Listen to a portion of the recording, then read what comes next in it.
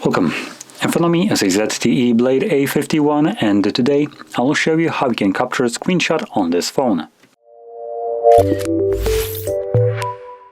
So, to get started, you want to open up content that you wish to capture. I'll be using home screen as an example for this, so it's already open and visible on my screen. From there, hold your power button and volume down at the same time. You'll have the sound along with a pop-up, gives you share and edit options, and after a moment it will disappear. There we go. Once it disappears, you can find it in your gallery application. So it will be visible under photos. So you can see it right here. That's the screenshot that I have captured.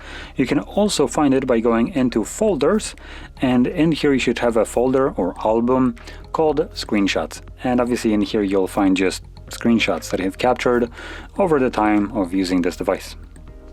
So there we go. Now if you found this video helpful, don't forget to hit like, subscribe, and thanks for watching.